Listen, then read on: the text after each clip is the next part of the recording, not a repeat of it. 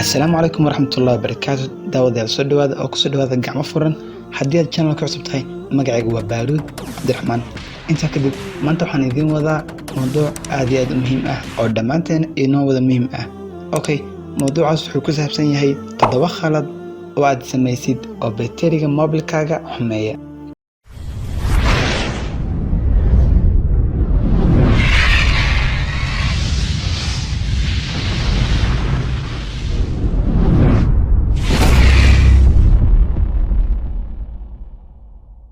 todobadaana waxay kala yihiin: kow, khaladka koowaad waxa weeye waa inaadan mobilkaaga aadan gelin dabka isagoo aan ku soo qorin battery low.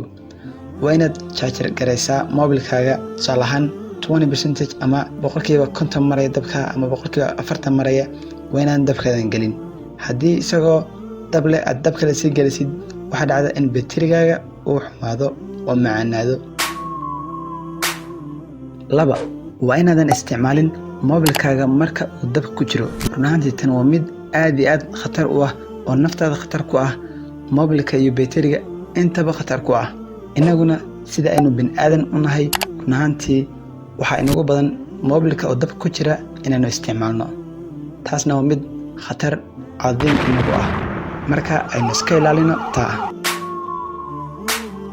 3, waa inaad nadiifisaa halka mobilkaaga chargerka laga geliyo. ileen mobilkaaga shaashadiisaba waad nadiifisaa oo waad masaxdaa, dhaska iyo boorka waad ka masaxdaa. sidaas laeg waxaa muhiim ah iyadana halka mobilkaaga chargerka laga geliyo inaad nadiifisid, dhaska iyo wasakhda ka masaxdid. bayterigaaga cimrigiisa adigoo ilaalinaya waa inaad nadiifisaa oo waxaad ku nadiifisaa waxaan yar dhegta lagu nadiifiye afka hore ku leh cudbiga. 4, iskama xirtid brograamada badan ee aad soo furtid, oo inaadan iska xirin brograamadaas waxay kugu sababayaan bayteriga dabkiisa inay hoos u ridaan. tusaale, waxaad soo furtay Instagram, waad isticmaashay, kadib waxaad rabtaa inaad brograam kale soo furatid sida WhatsApp ama YouTube ama mid kale. marka intaadan mid kale aadan furinba, waa inaad kuwii hore meesha ka masaxdaa oo aad ka saartaa. sababtoo ah haddii brograamada badan ee aad iska daba isticmaalaysid oo xagga hoose ay saaka ku taxnaadaan, waxaa dhacdaa in bayterigaaga dabkiisa ay cunaan. marka waxaa ku fiican inaad iska xidhid brograamada badan ee xagga hoose kugu taxan aan ka ahayn kanaad isticmaalaysid. 5, waa inaadan brightka mobilkaaga aadan u wada dhammaystirin oo aadan full bright aadan ka dhigin.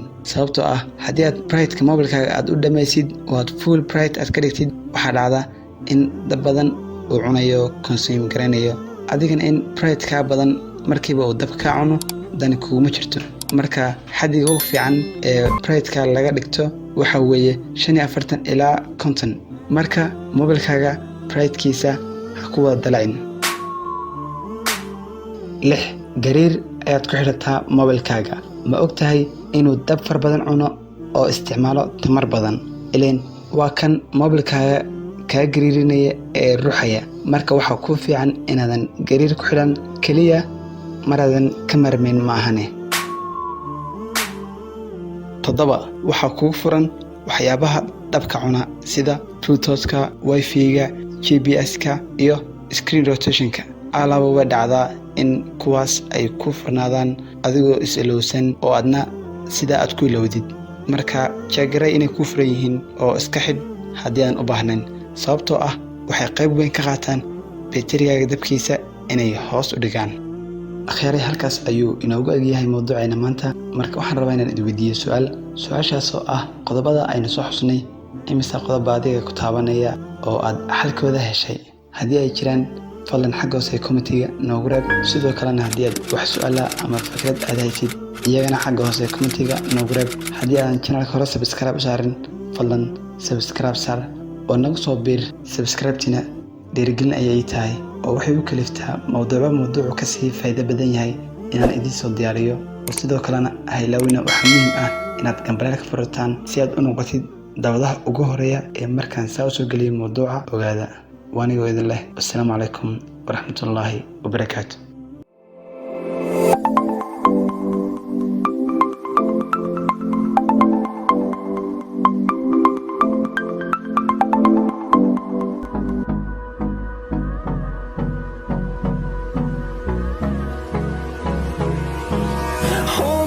close till I get up.